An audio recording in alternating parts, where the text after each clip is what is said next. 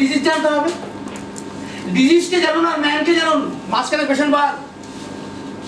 জানুন ম্যানকে, শিখুন ডিজিজকে, দেন you prescribe. কারণ আপনি না বুঝতে পারেন কিসের চিকিৎসা করছেন, কত অসম্ভবকে সম্ভব করলেন, তাহলে আপনার তৃপ্তি নেই।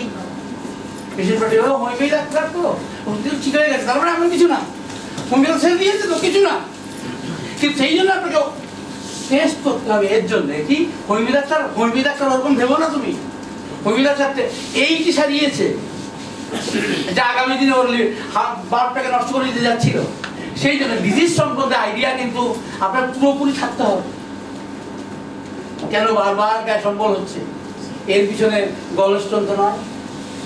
কেন একটি মেয়ের গোপদাড়ি হয়েছে, এর পিছনে অ্যাড্রিনাল কর্টেক্সে টিউমার তো নয়। কেন প্রস্রাব বারবার হচ্ছে কিন্তু ডায়াবেটিস নেই, ব্রেনের কোনো পিটুইটারি গ্ল্যান্ডে কোনো টিউমার তো হয়নি। তাহলে এই সব কথা কিন্তু আপনার জানতে হবে। তাই জন্য ডিজিজকে জানতে হবে, ম্যানকে জানতে হবে। মাঝখানে পেশেন্টকে মুছে দিন। ডিজিজ আর পেশেন্ট জানুন ডিজিজকে, ট্রিট করুন ম্যানকে। তাই আমার স্লোগানটা একটু আলাদা হলো, treat the man but no well regarding disease. ডিজিজকে না জানি কিন্তু সম্ভব নয়। যেমন ধরুন একটা মানুষের হঠাৎ পেটে ব্যথা হলেই ডাক্তার হসপিটালে ভর্তি করতে হয়, কিছুতে কমে না। ডাক্তার বলে পরীক্ষা করে বললেন এটা প্যানক্রিয়াটাইটিস ভাই, ব্যথা হলেই ভর্তি হতে হবে। মাই গুডনেস, কোনো চিকিৎসা নেই, যান বেরোন চেন্নাই। ওরাও বললেন এই ট্যাবলেটটা খেয়ে যান। রুগী বলছে ওই ট্যাবলেটটা খেলেই আমি ঝিমাতে থাকি, আমি ডিউটি করতে পারি না। এবার যাবি কোথায় ভাই? হসপিটালে যেতে পারছে না, ওকে ট্যাবলেট খেতে হচ্ছে, ও কমজোরি হয়ে যাচ্ছে। এবার কি করবেন? Desire, aversion, modality, concentration, location, nothing is there. Everything is there but useless. All are useless, bogus. Drug is hydrocodone. কারণ pancreatic pathology, nothing, no medicine is available in universe to treat this. হয় ঘুমের ওষুধ আর নয় হসপিটালে ভর্তি করে এটা ওটা। Pancreatic pathology, the only drug hydrocodone.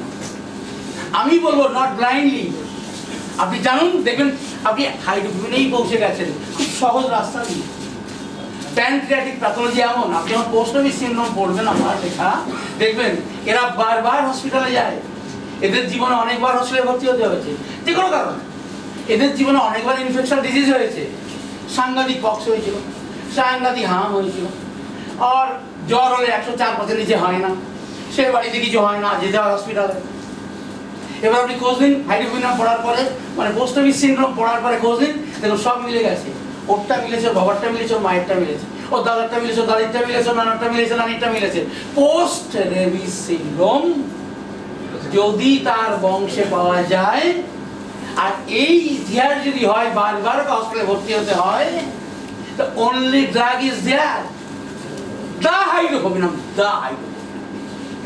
Nothing is there to compare with hydrocodone. Use করুন, গালাগালি করুন ফোনে, আপনার তথ্য মিথ্যা। পোস্ট রেবিস সিনড্রোম আমার আগে পর্যন্ত উপরওয়ালা কাউকে দিয়ে লেখায়নি, তাই আমি ভাগ্যবান। আপনার পোস্ট রেবিস সিনড্রোম আমার লেখা থেকে ভালো করে পড়ুন। ভালো করে না পড়লে কিন্তু মনে হবে বুঝলো কি, আর ব্লাইন্ডলি আমাকে ফলো করতে আমি না করবো। আপনি প্রমাণ করুন যে লোকটা বারবার হসপিটালে ভর্তি হয়েছে, ওর ড্রাগ অন্য কিছু হবে, হাইড্রোকোডোন হবে না। তখন আমি ভুল বলেছি, আপনি প্রমাণ করুন আমি ভুল বলেছি। পোস্ট রেবিস সিনড্রোম যদি আপনি বুঝতে পারেন, দেখবেন ওখানে অন্য কোনো ড্রাগকে আনা যাচ্ছে না। তাহলে আমাদের চলার পথ ডিজিজ আর ম্যানকে নিয়ে, পেশেন্টকে নিয়ে নয়। কিন্তু পেশেন্টই তো আমার কাছে আসবে, আমার কাছে ম্যান আসবে না। এবার আমি কেমন করে এই পেশেন্ট থেকে ম্যানে যাব, তার জন্য আপনারা পেয়ে যাবেন এমন অনেক কিছু লেখা, কেমন করে ম্যানের কাছে পৌঁছাতে হয় পেশেন্ট থেকে। রুগী এসে বলবে আমার এই হয়েছে, ওই হয়েছে, সেই হয়েছে, কিন্তু আপনি সব লিখবেন ওনাকে বোঝাবার জন্য কি, হ্যাঁ ভাই আপনার থেকে ফিসটা নেবো তো বিনা পারিশ্রমিকে নয়, আমি দেখুন আপনার কষ্ট করছি, মেডিসিনটা কিন্তু ঠিক হবে এই লেখা থেকে নয়, ঠিক হবে কোন ফল কোন গাছে ধরেছিল, কোন মাটিতে জন্মেছিল। কারণ মাটির উপর নির্ভর করে গাছ, আর গাছের উপর নির্ভর করে ফল। তাই আমার একটি তথ্যের নাম fruit tree and earth syndrome. আপনার আমার সব লেখা পড়লে বুঝতে পারবেন আমার কেমন করে ওই পোস্ট অফিস সিনড্রোম নিয়ে গেল। তার মানে আজকে যাকে আপনি ওষুধ দেবেন এর আর কথা শুনবেন না, কিছু এসে যায় না। কিন্তু দেখুন আমার মা বেঁচে আছেন কিনা, হতে পারে বৃদ্ধা, কতটা স্ট্রোকে মেমোরি চলে গেছে, সেক্ষেত্রেও আপনাকে বুদ্ধি করে সেখানে পৌঁছতে হবে। কেমন করে সেই বুদ্ধিটা হবে সেই এই লেখাগুলির মধ্যে আছে। আপনি কেমন করে বুদ্ধি করে, বা মা বাবা মারা গেছে, খুব ছোটবেলায় মা বাবা অ্যাক্সিডেন্টে মারা গেছে, ও বড় হয়েছে দাদাদের কাছে, নানানির কাছে, তা সত্ত্বেও আপনি কিন্তু ওর কাছে পৌঁছবেন এই লেখা পড়ে, এই সব লেখা পড়ে আপনি পৌঁছে যাবেন। এবং আপনাকে গল্প বানাতে হবে, এই মাটিতে জন্মেছিল এই গাছ, সেই গাছের এই ফল। এই গল্পটা আপনি প্রমাণ করতে হবে ওকে ঠিক করে।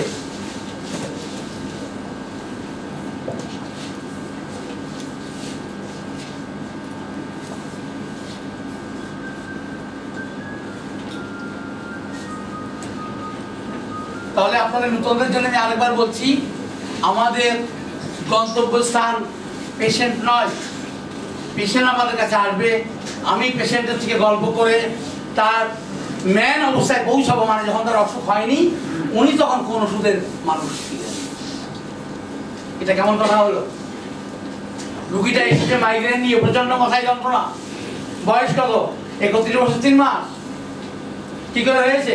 মানে এমনি এমনি ভাবছেন আর কি, জিজ্ঞেস করে না কি করে হয়েছে, কিসে বাড়ে, কিসে কমে, গরমকালে বাড়ে, হয়েছে আমার মায়ের ছিল সম্ভবত, আমার মা তো বেঁচে নেই, ছোটবেলায় মারা গেছে। শুনেছি আমি বড়দের কাছে মায়ের আমার মতো নাকি ছিল, না কি ছিল। তো ঠিক আছে, আর কিছু বলতে পারেন? আর কি শুনেছেন আপনি? আর তেমন কিছু শুনিনি। তবে মা যখন মারা গেছেন আমার তখন বুদ্ধি হয়নি। তো যার কাছে বড় হয়েছেন বলুন না ছোটবেলায় কিসে আনন্দ হতো। আমি আপনাকে এসব কথা বলবো ঠিকই, তবে তার আগে শুনুন, আমি নাকি ছোট খুব দুষ্টু ছিলাম, তারপর আমার মা মারা গেলেন, তারপর আমি নাকি বদলে গেছিলাম, আমি নাকি আর দুষ্টুমি করতাম না। এর বেশি আমি আপনাকে কিছু দিয়ে হেল্প করতে পারবো না। খেলাধুলা করতাম, মা ছিল না তো, সবার মা দেখতাম তাদের বাচ্চাদের আদর করে, আমি তো মায়ের আদর পাইনি, আমার কষ্ট হতো দেখে, এইভাবেই বড় হয়েছি। তারপর শাশুড়ি মাকে পেয়েছি, উনি আমাকে মেয়ের মতোই ভালোবাসেন, আমি এখন ওটার উপর খুশি বলতে পারেন। তবে এই যে আমি কিন্তু এখন এই মাইগ্রেনে ভুগছি, রোদে গেলেই হবে, গরমকালেই হবে, তখন কি করেন? ইত্যাদি ইত্যাদি করি, এগুলো তো আমার তো দরকার নেই। শুধু আমি এইটুকু বুঝেছি, কি বুঝেছি, যে আমি নাকি খুব দুষ্টু ছিলাম, আমার মা মরে যাওয়ার পর আমি নাকি খুব ঠান্ডা হয়ে গেছিলাম, আমি তারপর থেকে ঠান্ডাই আছি। রাগের কথা বলুন, রাগ সব মানুষের আছে, আমারও আছে। কি খেতে ভালোবাসেন? সবই খাই। খুব ভালো কি বাসেন? মানে এমনি একটু অন্য কথা, মানে আপনার জন্য বলছি যারা আপনারা ডিজায়ার আবাসনকে গুরুত্ব দেন। হ্যাঁ খাই, যা পাই তাই খাই, তবে হ্যাঁ আইসক্রিম খাই, এগুলি অ্যাকচুয়ালি ইউজলেস। এটা ম্যানের জন্য দরকার হয় না। আমি কি পেলাম? মহিলা থেকে পেলাম আমি নাকি ছোটবেলায় খুব দুষ্টু ছিলাম, মা তো মারা গেছেন, তাহলে আমি খুব ভালো কিছু বলতে পারবো না। তবে আমি বড়দের কাছে শুনেছি মা মারা যাওয়ার পরে আমি নাকি খুব শান্ত হয়ে গেছিলাম। সবাই বলতো মা নেই তো, সব শান্ত হয়ে গেছে, ও আর তেমন কিছু বায়না করে না, দুষ্টুমিও করে না, ইত্যাদি ইত্যাদি। আমি ওকে দেবো ক্যাজুয়াল। কোথায় ক্যাজুয়াল? তো সিরিয়াস হয়ে গেল। ক্যাজুয়াল দুই রকম কথা, উনি বলছিস যারা নতুন কিছু বুঝবেন না, তো তোমরা যারা নতুন আমি তোমাদের জন্য বলছি, পুরোনোদের জন্য বলছি। আমরা যাকে পেলাম এখন মাইগ্রেন নিয়ে, এই মহিলা ছোটবেলায় ভীষণ দুষ্টু ছিল, কিন্তু মা মারা যাবার পর খুব শান্ত হয়ে গেছে, পড়াশোনাও করেছে, তারপরে বিয়ে থাও দেওয়া হয়েছে, সবাই ওকে নিয়ে খুশি, শ্বশুর বাড়ি বাপের বাড়ি সবাইও খুশি। এক সময় দুষ্টু ছিল, পরেও ভালো হয়ে গেছিল মা মারা যাওয়ার পরে। দ্যাট ইজ সিভিলিনাম। কারণ সিভিলিনাম মেডিসিনটার একটা বৈশিষ্ট্য হলো, না ম্যাথমেটিক্যাল লেখা নেই, রেপার্টরিতে না নেই, কোথাও নেই, আপনি প্রমাণ করে বলুন কথাটা ভুল। সিভিলিনাম মানুষেরা প্রথম জীবনে এদের একটা চারিত্রিক বৈশিষ্ট্য থাকে যা বিভিন্ন নেগেটিভ।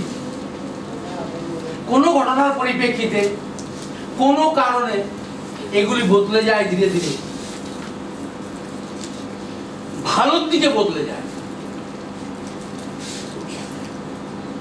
কিন্তু আপনি রেপার্টরি খুঁজে পাবেন না। যদি রেপার্টরি খুঁজে আমি বার করেছি কথাটা, আপনি পাবেন না। ফলে বিচার চেষ্টার দরকার নেই। আপনি জানুন, কোনো মানুষ যদি জীবনের এক সময় বিভিন্ন নেগেটিভ ভাবনা চিন্তা থাকে, তো ও যদি কোনো ঘটনার পরিপ্রেক্ষিতে এভাবে বদলে যায়, তাহলে তার মেডিসিন একটাই, কোনো ডিজায়ার, অ্যাভারশন, এক্সাইটিং, পজিশন ইত্যাদি, এক্সাইটিং বা বেদিক বা কিছু জানবার দরকার নেই। তার একটাই, সেটা সিপ্লিনা। কালকে বলবো, আজকে নয়, আজকে তো আলোচনাটা এগিয়ে থাকো। এই সিপ্লিনা যখন কাজ করবে না তখন আমি কি করবো? আজকে দেখছি কতখানি বলা যায়। তাহলে আমরা একটা ড্রাগের কথা, আজকে দুটো ড্রাগের কথা বলেছি, দেখবো আর একটা ড্রাগের কথা বলা যায় কিনা। কিন্তু তাহলে এই পর্যন্ত যা হলো, সিপ্লিনার কি পেলাম? রাতে বৃদ্ধি না, গরমে বৃদ্ধি, দিনে বৃদ্ধি, তার বৃদ্ধি নাই। বরং সেই মুহূর্তে সূর্য ডুবে যায়, আরামে থাকে, ঠান্ডা হয়ে যায়, প্রকৃতি আরাম পায়। প্রকৃতি গরম হলে বেড়ে যায়, ফলে বেটে উল্টা কথা, সিপ্লিনা ইউজই হবে না। হাইড্রোফোমেনিয়ামে আছে 560 ফ্যামিলি হিস্ট্রিতে কুকুরে কামড়ানোর ইতিহাস থাকছে। আমরা তো একবারও কুকুরে কামড়ানোর কথা বলিনি। বলেছি পোস্ট ট্রেভিস সিনড্রোম মানে হলো, ও যে বংশের বাচ্চা, যে বংশের মানুষ হোক, মেয়ে হোক, ছেলে হোক, সেই বংশে কোনো না কোনো প্রজন্মে, ভাবুন আজকে 10 প্রজন্ম আগে ওর কাউকে কুকুরে কামড়েছিল। অ্যাকচুয়ালি এটা হচ্ছে, যদিও মডার্ন সায়েন্স এটা নিয়ে গবেষণা করেনি, তবুও প্রমাণিত সত্য এটা যে যাদের ফ্যামিলিতে 10 প্রজন্ম আগে, ভাবুন 200 বছর আগে কি 300 বছর আগে কাউকে কুকুরে কামড়েছিল, ওই বিষ ক্রোমোজোমে জিনের মধ্যে অবস্থান করে। ঠিক যেমন টিউবারকুলোসিস হলে আপনি যদি বলেন আর না বলেন, টেকনিশিয়ান জেনেটিক টেস্ট করে বলে দেবে যে আপনার কিন্তু টিবি হয়েছিল। মানে হলো ওরা যে এখান থেকে স্লাইড দিয়ে মিউকাস মেমব্রেন নিয়ে নেয়, ওখানে যে ক্রোমোজোম পেয়ে যায়, তাতে টিউবারকুলার ব্যাসিলিনামের বিষ, মানে ওর জেনেটিক ম্যাটেরিয়ালস ওখানে পাওয়া যায়। তাই যদি হয়, এ যদি এইভাবে বংশ পরম্পরা রান করে, ঠিক একইভাবে রান করে এই পোস্ট ট্রেভিস সিনড্রোম। কুকুরে কামড়ানোর বিষ একবার আমাদের মধ্যে ঢোকে, ও বেরোয় না, প্রজন্মের পর প্রজন্ম শুধু কমপ্লিকেটেড আর কমপ্লিকেটেড করতে থাকে। তাই একসময় হোমিও ডাক্তাররা দেখেন, এলোপ্যাথি ডাক্তাররা দেখেন, তারা বলেন আপনি স্কিন স্পেশালিস্টে যান, কেউ আপনি গ্ল্যান্ড স্পেশালিস্ট, এন্ডোক্রাইনোলজিস্টের কাছে যান, কেউ হাড়ের ডাক্তার কাছে যান, সবাই মোটামুটি হয়ে গেল বলে ভালো মতো খাইয়ে দিন।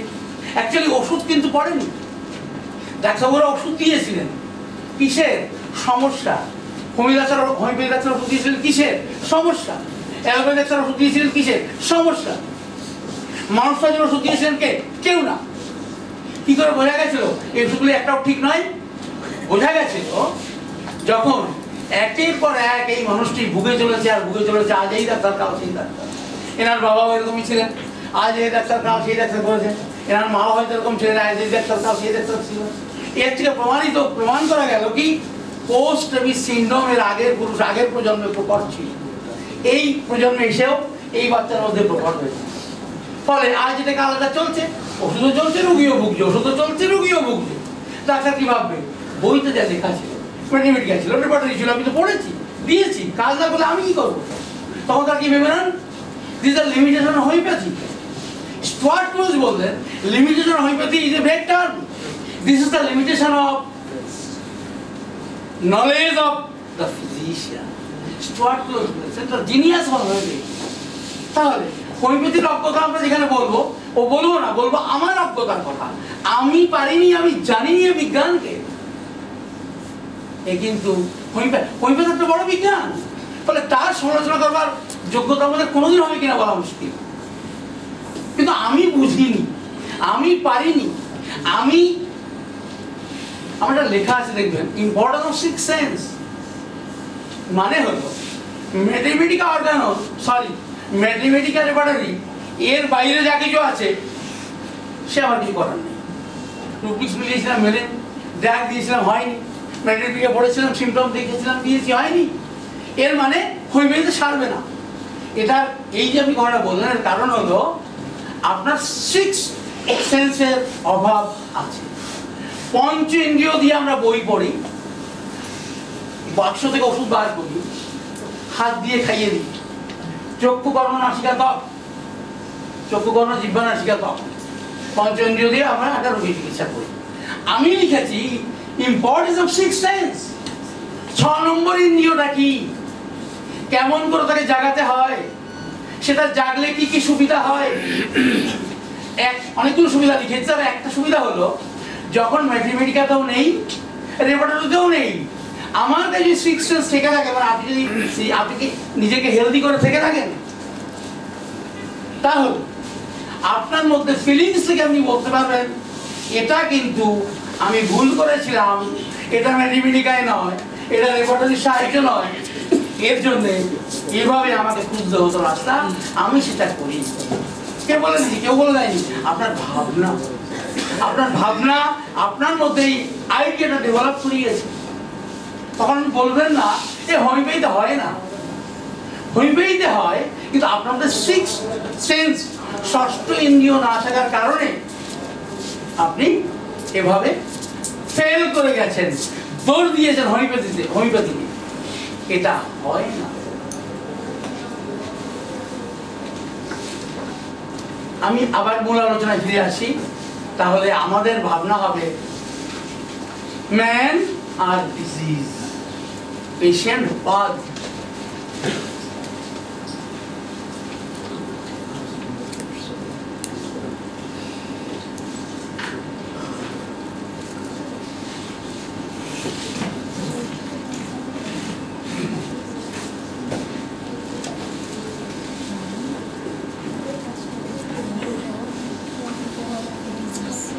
এই পথে একটা মুশকিল ছিল, একটা মানুষের বয়স 90 বছর 3 মাস, সেই মানুষটা একটা সমস্যা নিয়ে এসেছেন। উনি ভালো ছিলেন এতদিন, উনি খুব ব্যায়াম ট্যাম করতেন, কিছু হয়নি, কিন্তু এই 90 বছর পেরিয়ে যাওয়ার পর ওনার সমস্যা দেখা দিয়েছে।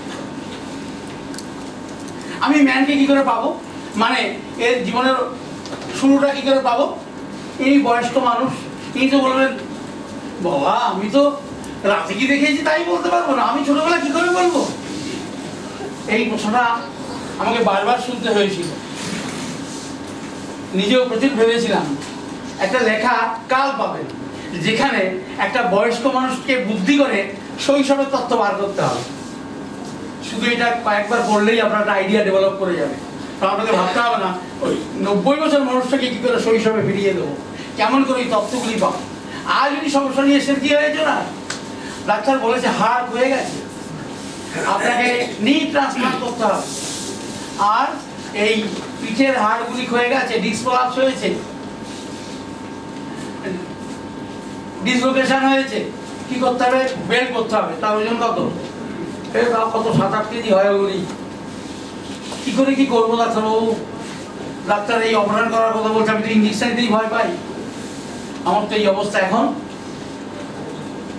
উনি যা বলার ওনার মতো বলে দিলেন, কিন্তু আপনি তো ওগুলির জন্য কি করতে পারবেন? কারণ ওনার কি কি আছে দেখুন, ওগুলি আছে তো বললাম, ডিস্ক প্রলাপস, ডিসলোকেশন, ওদের আর্থারাইটিস, জয়েন্টগুলো ক্ষয়ে যাচ্ছে, আছে ডায়াবেটিস, আছে ঘুম হয় না, রাতে ঘুমের ট্যাবলেট,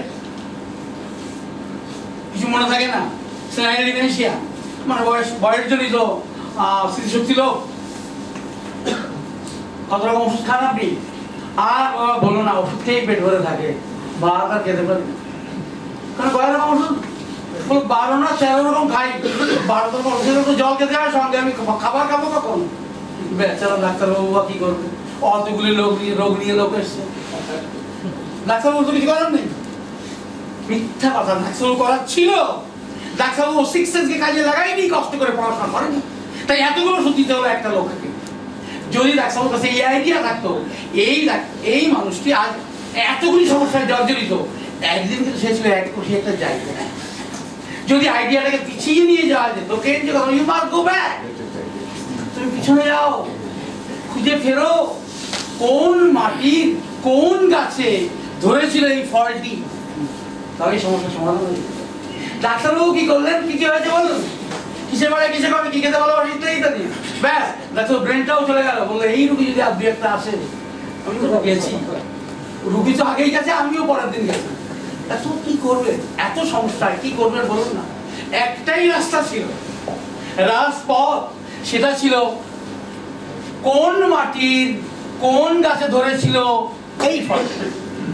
যদি আমি ওখানে ফিরে যেতে পারতাম, হোক ডায়াবেটিস, হোক ক্রনিক রেনাল ফেলিওর, হোক ডিসপ্লার, হোক আর্থারাইটিস, হোক ডিজেনারেশন, হোক সেনাইল ডিমেনশিয়া, ঘুম নেই, কিছুর জন্য ভাবতে হতো না, শুধু ভাবতে হতো এইখানে গিয়ে মানুষটি কোথা থেকে এসেছে, কোন গাছে ধরেছিল, কি ছিল তার ফ্যামিলি হিস্ট্রি, কি ছিল ম্যাটারনাল সাইডে ফ্যামিলি হিস্ট্রি, কি ছিল প্যাটারনাল সাইডে ফ্যামিলি হিস্ট্রি, কি ছিল মানুষ।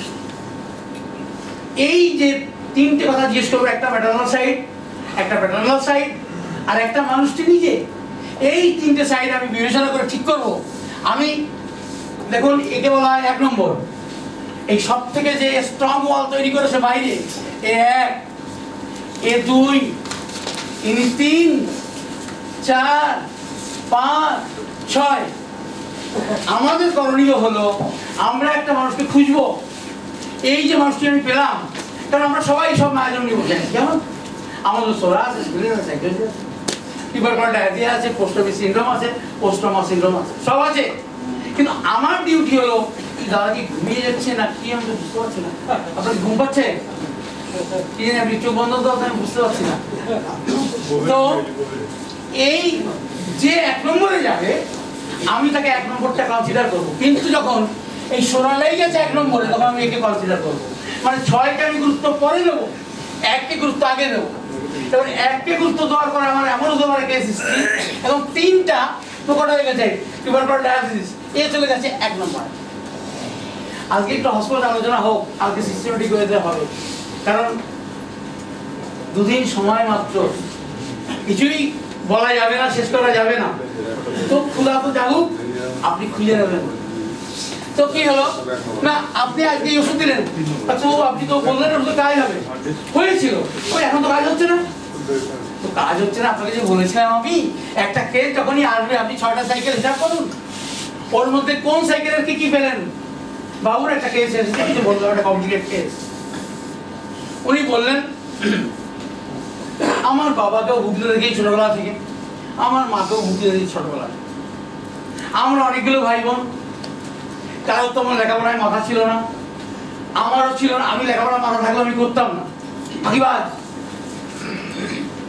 তো ফাঁকিবাজ, তারপর একসময় দেখলাম বন্ধুরা পাশ করে বেরিয়ে যাচ্ছে, আমার নিজের মধ্যে একটা ঘৃণা হল, ওরা পাচ্ছে আমি কেন পারবো না, আমিও দেখিয়ে দেবো।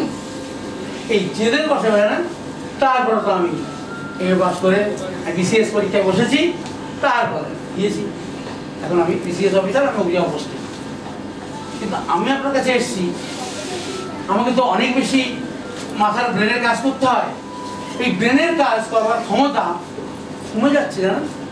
আমি রেগে যাচ্ছি হয়তো, আমি বুঝছি এটা ভুল, ঠিক নয়। আমাকে পাবলিকের সার্ভিস, আমি জনগণের আমি সেবক, আর আমি জনগণের প্রতি খারাপ ব্যবহার করছি। বলুন কি উপায় আছে? এটা রাস্তা নয়, আমি ভুল করছি, আমি নিজেকে কন্ট্রোল করতে পারছি না, আমি কি করবো? মানুষকে একটা কথা বলেন। মানুষ আরো বললেন যে দেখুন, আমি জিজ্ঞেস করা হল, লেখা আছে আপনি ছোটবেলায় বকা খেতেন কেন বলুন তো? বকা অনেক কারণে খেতাম, বুঝলেন, আমি বদমাস ছিলাম, তবে বেশি বকা খেতাম। আমরা খুব বড় লোক নই, মোটামুটি অবস্থা আমাদের, খাওয়া যুক্ত। বাড়িতে কোনো ভিখারি এলে মা বলতে হবে না, আমি পকেটে করে লুকিয়ে চাল আর আলু নিয়ে চলে যেতাম। মা বুঝতে পারতো আমি যাচ্ছি, আমাকে ডাকতো পিছন থেকে, আমি বললাম দাঁড়াও আসছি। মা বুঝতে পারতো আমি কোথায় গেছিলাম, আর পেটানি। আমাদের কি বেশি আছে, তুই কেন দিতে গেলি, আমাদের কে দিয়ে যায়। তারপর কি করতাম, মা বলতো আমি শুনতাম। তারপর কোনো ভিখারি গেলে দেখতাম মা কোথায়, মা পুকুর কাটে গেছে, তুমি যাও, এখন যাও, ওদিকে যাও, দিদি বলতে বলতো তোমাকে। ওই কাজই আমি করতাম না। এখন ওই কাজই করি, তখন বহু গালাগালি করে, মাইনি বাবা এত টাকা, আর এই বাবা অভাব কেন আমাদের। আর লোক তো শুনেছি 2 নম্বরই আয় করো, তুমি পারো না। বললো ভাবছি করবো, জানেন, মাইনে পাই, যাই পাই তাই পাই, আমি পারি না মানুষের দুঃখ দেখলে থাকছে। অভাব আমার আছে। দেখুন কেমন করে মানুষ গল্প করে। তো আমার পথটা আরেকটা পথ, এখানে ডাক্তার হলে ডাক্তার হতে পারবেন, আপনাকে গল্প করা শিখতে হবে। আর একটু ভালো করে বললে প্রেম করা শিখতে হবে। তার সঙ্গে মানুষের সঙ্গে গল্প করলে একটা মানুষ আপনাকে মনের কথা বলবে। আর বলুন কি আছে কি কান্নাকাটি চালুন, কথা বলুন। রুগী ভাবলো, রুগী ভাবেনি কিছু, রুগী শুধু এইটুকু বলতে চাইলো, ডাক্তার বলে আমার মনের কথা বুঝবে। আর ডাক্তার বললো সময় দেখছেন কত লোক লাইনে বসে আছে। আমি ডাক্তার নই, শুধু অক্ষরগুলো পেয়ে দেওয়া করতে হবে টাকা, পয়সা নেবো, শুনবো না। আর তাছাড়া আমার হোমিওপ্যাথি তো আছেই, position, location, sensation, modality, concomitants, design, aversion, বাস খতম। কি ভালো লাগে, কি খারাপ লাগে, বাস কাজ শেষ। হোমিওপ্যাথি বিজ্ঞান কিন্তু এভাবে মানুষ থাকার বিজ্ঞান নয়, মানুষের বন্ধুত্ব করার বিজ্ঞান, একটা মানুষকে বদলে দেওয়ার বিজ্ঞান, একটা মানুষকে সুস্থ করার বিজ্ঞান, সমাজকে শান্তি দেওয়ার বিজ্ঞান।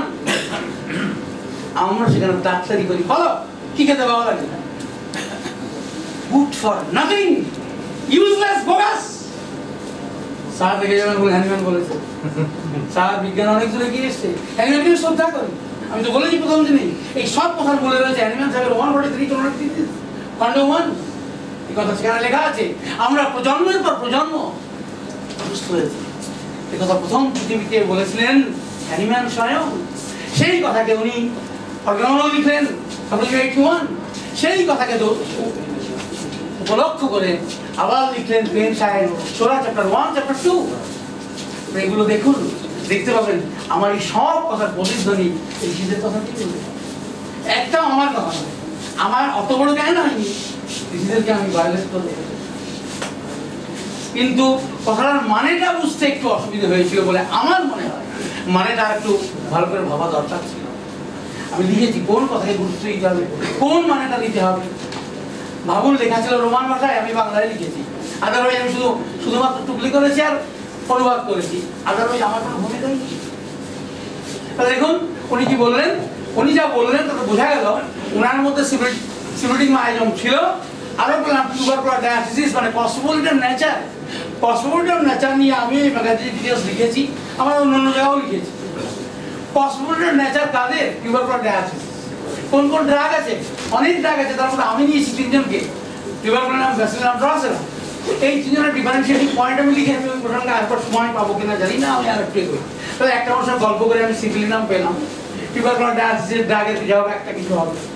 এরপর লোকটা বলতে লাগলো, আচ্ছা বলুন না আর কিছু, আপনার কত বন্ধু ছিল? ডাক্তারবাবু বন্ধুত্ব আমি করি না। কেন? মানুষের আলোচনা বেঈমান, আমি বন্ধুত্ব করি না, আমি কাউকে মনের কথা বলি না। ওই তো মা বলতো কোথায় গেছিস রে, কেন দিলি তুই, কিছু বলতো জানি বলে কিছু হবে না। তো বন্ধু কয়জন ছিল? একজন। কেন? বন্ধুরা তো বেঈমান। কেন? কিসের বন্ধুত্ব? কোনো বন্ধুত্ব নেই। দেখুন ও আর একটা কথা বলতো, আরেকটা জায়গায় কথা বলতো, ও কাউকে বিশ্বাস করে। তাহলে আমাদের একটা মানুষের মধ্যে কত কিছু, তার বৈশিষ্ট্য নিজেকে জিজ্ঞেস করুন। আপনি যখন আমার লেখাগুলি পড়বেন দেখবেন আপনার মধ্যে সব ড্রাগ আছে, কিন্তু আপনাকে খুঁজতে হবে 1 নম্বরে কে। 1 নম্বর খাওয়ার পর আপনার যে পরিবর্তন হলো, এবার 2 একে গেল, বা 3 2 গেল, 3 1 গেল কিনা, বা 6 1 গেল কিনা, সব একটা কাহিনী শুনুন। আমার একটা ছাত্র সব কিছু মিলে সোজা হয়েছে, ওরা কবে কি পড়ে খেয়েছে আমি জানি না। আমাকে বললো স্যার আমি তুজা খেয়ে ভালো আছি। কবে খেয়েছি? সিএম। তো ভালো, আবার বলছিস কেন? বলো না, সব সমস্যা গেলেও একটা সমস্যা কিছুতেই যাচ্ছে না। কি সেটা? গোড়ালি ব্যথা। ভালো হেরিংস ল অফ পিওর সাপোর্ট করে তোর সব কষ্টগুলো নিজেই গেছে। বলছিস কেন? না স্যার আমার হাঁটতে কষ্ট হচ্ছে। আর সব গেলে গেল না কেন? যদিও আদ্যপন তোর কথা মেনে নি যে ও সোজাই, তাহলে কাজ করেনি কেন? Lack of vital reaction. কে বলেছেন? কোথায় বলেছেন? বলেছেন উদ্ধৃতি দিয়েছেন মার্গারেট সাইলার। কোন চ্যাপ্টারে? সোরা চ্যাপ্টারে। আমি তাই সরিনামকে লিখেছি কতগুলো হেডিংস, একটি হলো ল্যাক অফ ভাইটাল রিয়াকশন। ঠিক আছে, তোর যখন মনে হচ্ছে তুই সোজাই, তো ঠিক আছে তুই ইয়ে কর। কাজ যখন করলো না, তুই 1 ডোজ সরিনাম তোমার লিখে জলে মিশিয়ে কাল খাস, তারপর ওর ব্যথা ছিল না, কথার মানে কি শরীরাম কিছু করেনি, কিন্তু শুধু উস্কে দিয়েছে যে প্রসেস, যে ভালো হওয়ার যে প্রসেসটা থমকে গেছিল, ল্যাক অফ ভাইটাল রিঅ্যাকশন হয়েছিল, সেই ল্যাক অফ ভাইটাল রিঅ্যাকশনকে ও স্টিমুলেট করেছে। সাফিসিয়েন্ট ভাইটাল রিঅ্যাকশন এসে যাওয়ার ফলে ওই সোজাই কাজ করেছে, এ শুধু সরিনাম গিয়ে একটু হাওয়া দিয়েছে। তো ল্যাক অফ, এখানে সরিনামের কি সিম্পটম ছিল? কিছু সিম্পটম ছিল না, শুধু ল্যাক অফ ভাইটাল রিঅ্যাকশনকে রেকটিফাই করেছে। এখানে ড্রাগ চেঞ্জ হয়েছে, এটা বলা যাবে? সব ঠিক ছিল, সোজাই করেছে, কিন্তু কেন রুখে গেল, কেন একটা জায়গায় আটকে গেল? তার জবাব একটাই, জবাবটা হলো ভাইটাল রিঅ্যাকশনের অভাব। সে কাজটি কে করে দিল? সরিনাম। সরিনামের প্রসঙ্গ যখন উঠলই, ওকে নিয়ে আর একটু ভাবা যায়। কি সবার বসার জায়গা হবে না? কামাল সাহেব, কামাল সাহেব, স্যার বসার স্পেসের অভাব হলো। ঠিক আছে, যদি আমি দাঁড়িয়ে আছি, আপনারাও দাঁড়িয়ে আছেন, তা আমার কষ্ট হচ্ছে না।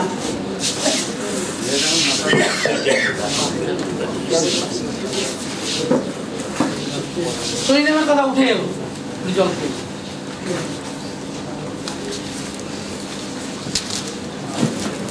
আপনারা যদি সরিনাম পড়েন বিভিন্ন বই থেকে, তিনটি কথার প্রতিধ্বনি বারবার শুনতে পাবেন বিভিন্ন ভাষায়। একটি নাম্বার 1 কথা, মোস্ট চিলি পেশেন্ট। নাম্বার 2 হচ্ছে ঘামে দুর্গন্ধ। নাম্বার 3 ওয়াশিং এ অ্যাভারশন, মানে নোংরা। কিন্তু আপনারা যে সরিনাম আমার লেখাতে পড়বেন, তিনটের একটাও নেই। কথাবার্তা বলুন, উপরওয়ালা আমাকে দিয়ে প্রচুর উল্টোপাল্টা কাজ করিয়েছে, বুঝলেন? ও করেছে, আমি লিখেছি, আমার কোনো দায় নেই। সেজনের কাছে পৌঁছে দিলাম, আমার দোলগুলো তার কাছে পৌঁছে দিলাম। শুনুন তাহলে, সরিনাম সম্পর্কে ঋষি কেন্ট এক লাইন লিখেছিলেন, বেচারা। ওই লাইনটা উনি হোমিওপ্যাথি কি বলতে জানেন? আপনারা হোমিওপ্যাথি পাগল, কোথায় লেখা আছে? 23 নম্বর পেজে লেখা আছে। ইনসেন্ট বলে গালাগালি করেছে, হয়তো এই জন্য উনি বুঝেছিলেন, আমাদেরকে বুঝতে দেন। একদম এই কথায় গালাগালি করেছেন, আপনার হোমিওপ্যাথি পাগল, তাই তো ডিএমএম উঠিয়ে দিয়ে চলে গেলেন। উনি জানতেন আমার মতো হোমিওপ্যাথি জন্মাবে না, যা আবার জন্মাবে সব পাগল। ডিএমএম দরকার না, ওরা একবারে মেরে দিবে, তাহলে দরকার নেই, উঠিয়ে দাও, চলো না। কেন্ট সাহেব একটা জায়গায় একটা কথা লিখলেন, chapter psorinum, mathematical lecture, 10th lecture, লিখলেন একটা লাইন। সেই লাইনটা আমার লেখার মধ্যে রয়েছে পুরোপুরি অবিকল বাংলা। মানে ব্যবসা ভালোই চলছে, তবু কেন যেন অজানা কারণে মনে হয় যদি ব্যবসা মার খায় কোনোদিন কি করবো? আরে ভাই ভালো চলছে, আবার না মার খায়, আরে আজ চলছে কাল চলবে, তাকে গ্যারান্টি কি আছে? সত্যি তো সবাই এই কথাটা মানে না, কেউ মানে, যে মানে তাকে সরিনাম দিতে হবে। ও মা, তাহলে শুধু এই ব্যবসা নিয়ে আজকে থাকবো, আমার ওটা সব ফুরিয়ে যাবে, সরি গলে যাবে না। ওই কথার মানে হলো ক্যাওটিক। এই ক্যাওটিক ব্যাপারটা শিশুর জন্যই বলে দেয়, আমি ক্যাওটিক হয়ে পৃথিবীতে এসেছি, ওষুধ দাও। ডাক্তারবাবু বেচারা বইতে লেখা পাইনি, দিবে না। কি করে বুঝিয়েছিল ক্যাওটিক? ও বুঝিয়েছিল মাকে, আমি জিজ্ঞেস, আচ্ছা আপনার বাচ্চা বলুন, ও আপনাকে কিরকম বিরক্ত করেছে পেটে থেকে, পেট থেকে বাইরে এসে? আচ্ছা ও পেটে থেকে বিরক্ত করেছে, আমি খেতে পারতাম না, আর যার পর অশান্তি, শারীরিক, চলতে পারতাম না, দুর্বল, না খেয়ে খেয়ে। তারপর ও তো বাইরে বেরিয়ে গেল, তারপর আরো জ্বালানো শুরু করলো, তখন আবার ও বাইরে আসতে আমি খেতে পারতাম, ঘুমও হতো, ও পেটে থাকতে ঘুমোতো না। এখন কি ও ঘুমোতে দেয় না? মানে ধরুন তো সংসারী মানুষ আমরা, সারাদিন কত কাজ, সন্ধ্যার পরে শরীরটা এলিয়ে আসে, ঘুমাবো। আর এই সারাদিন ও ঘুমিয়েছে, আমি কাজ করেছি, ও ঘুমিয়েছে, সেদিক দিয়ে ভালো আমার কাজ করতে দিত। আর যখন আমি একটু ঘুমাবো তখন যে কি উল্টো পাল্টা, এটা হলো উল্টো পাল্টা। মানে দিনে ঘুমোয়, রাতে। ওই লোকটি কি বললো? আরে ভাই ব্যবসা এখন ভালো চলছে, কাল ভালো চলবে, এই গ্যারান্টি কি আপনি দিতে পারবেন? আমি এখন ঘুমাবো না, রাতে যদি ঘুম না আসে তাই তো আমি এখন ঘুমিয়ে নিচ্ছি। ও তো বলতে পারে না, আপনাকে বুঝতে হবে ও কেন দিনে ঘুমায় রাতে জেগে থাকে। ও ও ভাবে কারণ এই ঘুমনা আছে এখন ঘুমিয়েনি, এবারে ঘুমালে তো ঘুমতো, চুপচাপ থাকে তা তো নয়, মাকে জ্বালিয়ে দিল। অথবা বললো আমাকে কোলে নিয়ে বসে থাকো, কি কোলে বসে থাকো মানে কোলে নিয়ে যদি না বসে থাকো আমি ঘুমাবো না কিন্তু। বেচারা মা তার মুখে বলেনি, বুঝিয়ে দিয়েছে, কোলে নিলে বাচ্চা চুপ করে, তার মানে কি তুমি কোলে নিয়ে ঘুমাও? আর কোলে নিয়ে ঘুমানো যায়? আমি জানি না, আমাকে কোলে নাও, পরে তুমি ঘুমাও কিনা ঘুমাও যাই। কি অবস্থা বেচারা, ও কোলে উঠলে চুপ, কান্না। মা বাবা এবার বোধহয় ঘুমিয়েছে, দুটো পায়ে শুয়েছিল, পা দুটো ফাঁকা করে দিল যেন বিছনায়, যেই না বিছনায় গেল আবার কেঁদে উঠলো। আরে কি শয়তান বললো, শোনো, কোনো ভাষা দিয়ে বললো, আমিও সব জানি না, আমাকে রাতে ঘুম পাড়াতে গেলে তোমাকে আমাকে বলে নিয়ে থাকতে হবে, এটা কোনো কথা হলো? বলে আমি তো বলেছিলাম আমি ক্যাওটিক। ক্যাওটিক মানে হলো ও বোঝে না কিসে খুশি। ও কি করে, একবার মায়ের কোলে, একবার অন্যের কোলে, সেখান থেকে অন্যের কোলে, এই কি কি বদমাশ বাচ্চা, মানে ও বলতে চায় আর দুধ তোমার কোলে ভালো লাগছে না, গরম হয়ে গেছে, অন্য একজনের কোলে, তোমাকে ভালো লাগছে মানে আরেকজনের কোলে, আর বাড়াচ্ছে আরেকজন নিয়ে নিচ্ছে। তোমার কি বাচ্চাটা কি ভালো গো, সবার কোলে যায় না গো, ভালো না, ও ক্যাওটিক। ও খুঁজছে কোন কোলে বেশি আনন্দ আছে, কোন কোলে বেশি শান্তি আছে। দেখো তার প্রমাণ। আর একটু বড় হলো, বড় হলো পুতুল খেলে কি বল খেলে, যা খেলে বা গাড়ি দিয়ে খেলে। ও বলেছিল বাজারে গিয়ে আমাকে কিনে দাও, কিনে দেওয়া হয়েছে। পরে আবার কিছুদিন পরে বেড়ে গেছে, বলো কিনে দাও, বলো তোর আছে, ও থাকুক, ওরা পুরনো, তুমি আবার দাও। আরে তুই পাগল আছিস, এক খেলা দুবার, আমার যাই না, তুমি দাও, আমি যেতে দেবো। আবার কিনে দেওয়া হলো, বাড়িতে এক গেলা বল, এক গেলা মোটর গাড়ি, এক গেলা পুতুল। ও যখনই বাজারে তখনই কিনতে হবে। মানে ও বলতে চায় ওটা পুরনো হয়েছে, ওটা আর ভালো লাগে না। তুই দুইবার আবার বলবি ওটা পরটা পরে এখন তো ওটা দাও, আবার কেমন ঠিক যায় না, কোন খেলাটা ভালো। আর একটু বড় হলো, মোবাইল, বাবা বললো ছোট মানুষ মোবাইল করছে, এটা কিনে দিল, খেলা মোবাইল হাতে নিয়ে বুঝলো, বুঝলেন কি বললো, হ্যাঁ তুমি কি বোকা পেয়েছো, ওরা তো খেলা মোবাইল, ও তো ফোন আছে না। তো মা বুঝলো যে দিয়েছে, একটা সোসাইটি দিল কম দামি মোবাইল। স্কুল দিয়ে এসে বললো আমার বন্ধুদের দেখেছি, এটা কোনো বাজে মোবাইল, এটা কেউ নেয় না, না কোনো মোবাইল ফেলে দিলে ভেঙে গেল, আবার একটা বায়না। মানে এরা বায়না সর্বস্ব জীবন, মানে কেমন ঠিক তো, ও তো বুঝি না কিছু ভালো। এবার বড় হলো, একটা বান্ধবী আছে, তো বান্ধবী আছে ছোটবেলা থেকে কাছে একসঙ্গে পড়ে, ওকে আর ভালো লাগছে না, এবার অন্য কিছু বান্ধবী করছে। এই বান্ধবীগুলো কি হলো, ওর সঙ্গে কোথায় পেলে, ওর দোস্ত, তোর সঙ্গে ঘুরে মজা হয়। আরে মজা হয় না, সত্যি সত্যি বান্ধবী করে ফেলবো, কিন্তু পরে দুজনই দেখে আরেকটা বান্ধবী, কি তুমি এর পাল্টে কি ব্যাপার তোমার, বললো পুরোনো জিনিস বেশি দিন ভালো লাগে না, পাল্টে যাচ্ছে। আর একটু বড় হলো, বাবা মা দেখলো সব বলো না, বিয়ে দিয়ে দিল। প্রথমে আপত্তি করেছিল, বিয়ে মানে ও দেখেছে বাবা মা তো একসঙ্গে থাকে, কত বছর হয়ে গেল, বললো না বিয়ে থা করবো না, বললো না হবে না, সব লোকে বাড়ি কথা বলছে, ওরা হতে পারে না, ওরা দিল বিয়ে দিয়ে, বিয়ে দিলে তো দিল। ও তখনই প্ল্যান করে নিয়েছিল, আরে বিয়ে তো দেবে ঠিকই, বউ তো থাকবে, তাতে কি আসবে গেল, ওর পরে চালিয়ে গেল, কত বান্ধবী কত কিছু, মানে বুঝে না কার কাছে আনন্দ আছে। এরপর আরো বড় হলো, অনেক বয়স হলো, মুরব্বী হলো, এরপর কি করছে না, যে ধর্মের সে ধর্ম তো পালন করছেই, কিন্তু ওর একটা কষ্ট আছে শারীরিক, তো যেমন করে বলেছে কাজ হয়নি, এবার অন্য কোনো পীর সাহেবের কাছে গেছে, অন্য কারো কাছে গেছে, সেখানে ঠিক করলাম আরেকজনের কাছে গেছে। আর এমনি করে আমি আমার লেখাতে লিখেছি, সোরা মেডিসিনের মানুষেরা জীবন দর্শন হলো, ওরা মনে করে, ওরা জানে না rolling stone gather no moss, যে পদ্ধতি ক্রমাগত চলছে তাতে শ্যাওলা জমে না। আচ্ছা ভালো করে একটা কথা বলিনি, ডাক্তার বাবু কেমন ডাক্তার বাবু ভাবুন যশোরে চেম্বার করেছিল, ভালো লাগে না, রুগী মোটামুটি হচ্ছে না, কালীগঞ্জি করতে হবে, সেখানে কি করলো জমছে না, ভালো লড়াইলে করতে হবে, ভালো জমছে না, লোহা করা করতে হবে। আরে ভাই এরকম করে করলে তোমাকে রুগী আসবে কি করে, তুমি তো দেখতে পাবে নেই ডাক্তার, ওরা তো জমছে না, তুমি যেখানেই যাবে তো এরকমই হবে, তোমাকে বসতে হবে। এদের জীবন দর্শন হলো নদীর ওপার এপার তয়ে ছাড়িয়া নিঃশ্বাস, ওপারে সকল সুখ আমার বিশ্বাস। ওখানে গেলে জমবে, আবার ওখানে চলে যায়। নদীর ওপার, ওই সেই একই কথা। এই হলো সোরা মেডিসিনের জীবন দর্শন। নদীর এপার, আপনি যদি সোরাকে এক কথায় শিখতে চান তাহলে এরা দুটো কথা মানে, এক হলো ও জানে না rolling stone gather no moss, number 1। Number 2 হলো ওরা জানে না, বিশ্বাস করে মনে প্রাণে, নদীর এপার গায়ে ছাড়িয়ে নিঃশ্বাস, ওপারে সকল সুখ আমার বিশ্বাস।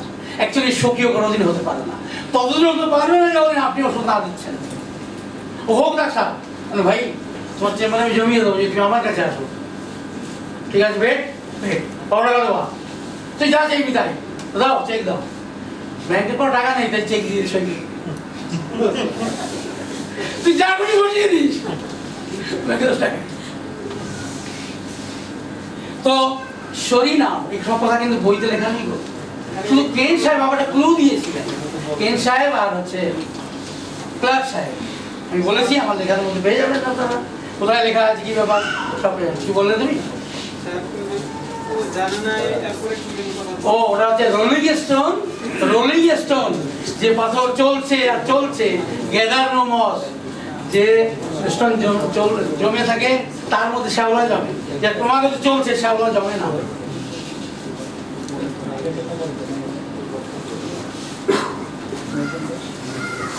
তোমাকে না লিখলেও চলবে, তুমি লেখার মধ্যে পেয়ে যাবে, শুধু মনে রাখো। তুমি যদি চেম্বার বারবার পাল্টাতে থাকো, রুগী ভাববে ভালো ডাক্তার আছে, না পল্টু ঢিলা, আজকে পাবো কাল পাবো, তাহলে কি করবো? একদিন যাচ্ছিল বন্ধু, বলতো ভাই ওখানে যাস ভালো ডাক্তার, আজ পাবি কাল পাবি।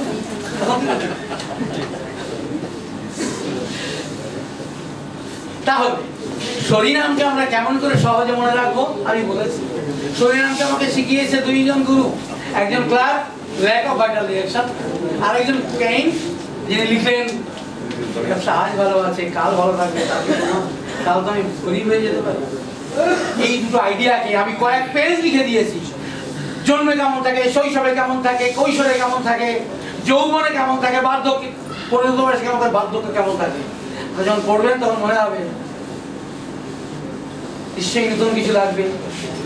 কিন্তু 2 ঋষি আমাকে দুটো কথা দিয়ে পথ দেখিয়েছিলেন, তারপরে আমি রচনা লিখেছি। আচ্ছা নামাজের সময় হয়ে গেছে না? তাহলে এখানে আপাতত বন্ধ রাখি। কি কর্তৃপক্ষ কি বলছে, কি মুরব্বীরা কি বলছেন, বন্ধ রাখি? বেশ, ধন্যবাদ। আপনারা আবার ঘুরে আসুন খাওয়া দাওয়া সেরে। আর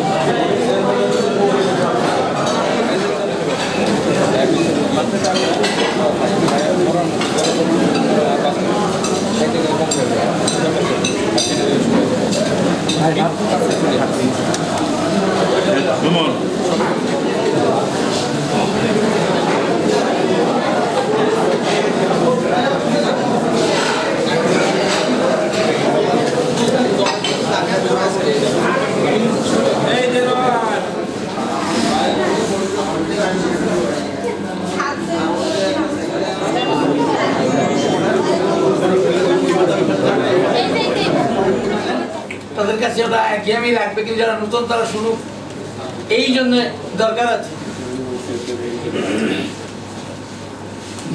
আমি কেন, কেউ জানে না পোস্ট অফিস সিনড্রোমের কথা, আমিও জানতাম না।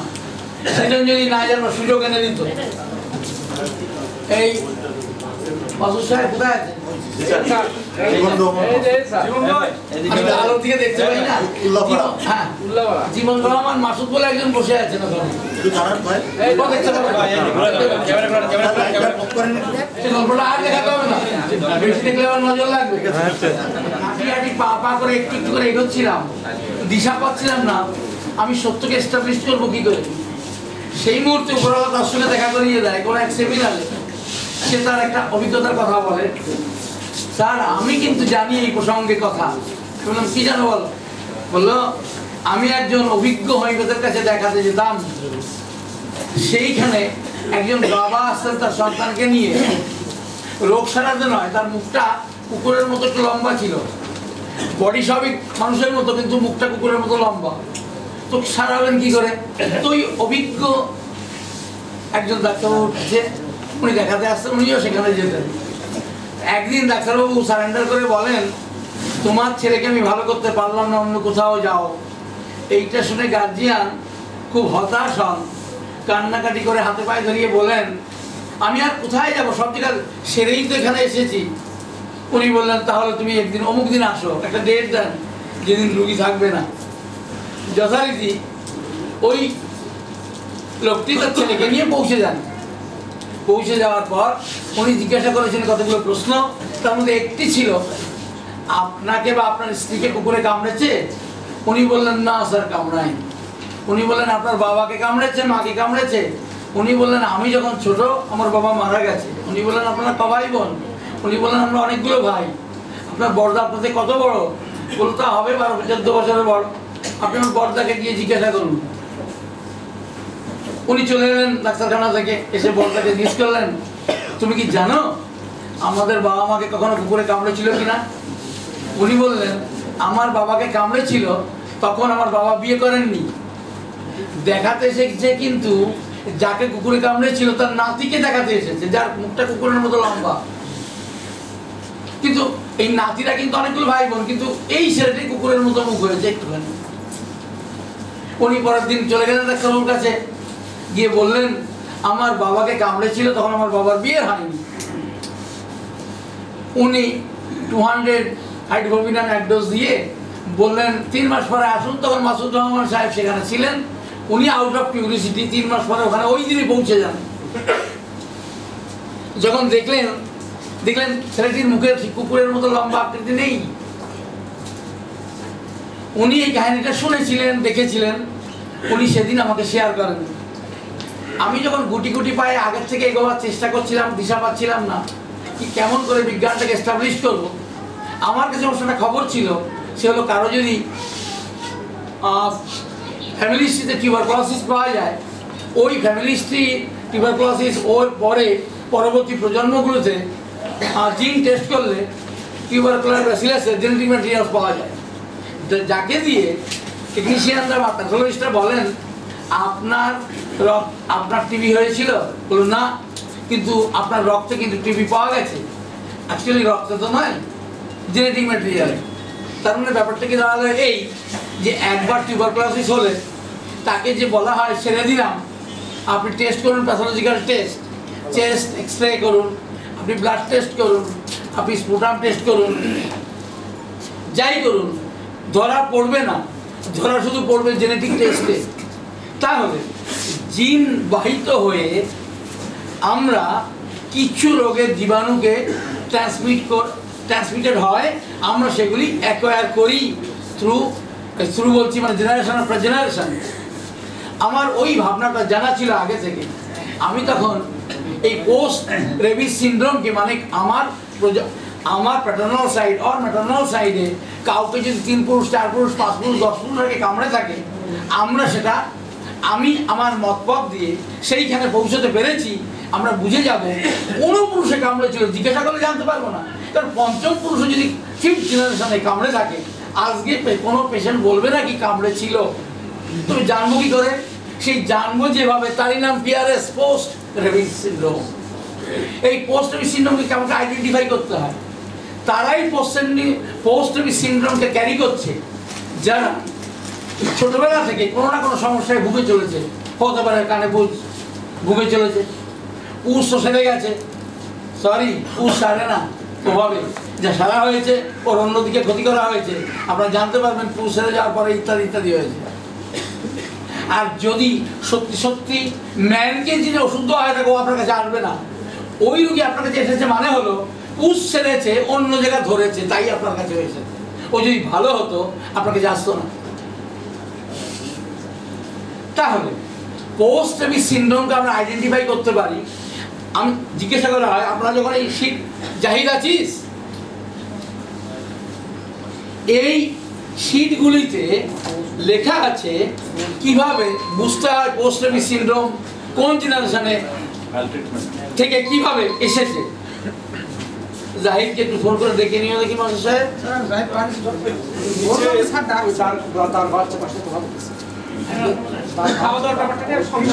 ওই স্যার ছেড়ে দে, ও কোনো বাবু কি করছে এগুলোর ব্যাপারটা আজকেই ঠিকঠাক করে রাখবো। আপনারা কিভাবে টাকা দিয়ে নাম লেখাবেন, কার কোন পার দরকার, সবাই কিছু তো পেয়েই গেছেন। আপনারা যারা গোপালগঞ্জ অ্যাটেন্ড করেছিলেন তারা 3টে সেট পাবেন, আর যারা গোপালগঞ্জ অ্যাটেন্ড করেনি তারা সবগুলোই নেবেন, 96 পেজই নেবেন। গোপালগঞ্জ পর্যন্ত ছেলেরা কিছু পেয়েছিল, যারা গোপালগঞ্জ যায়নি তারা পুরোটাই নেবেন। কারণ একটা সিট পায়, কারণ প্রত্যেকের যোগ আছে। আপনি যদি একটা সিট এতগুলো পয়সা থাকো দরকার নেই, তুমি 1,000 দাও তো, তাহলে কিন্তু বলবেন এই সালা ধাপ্পাবাজ উল্টোপাল্টা লিখে গেছে।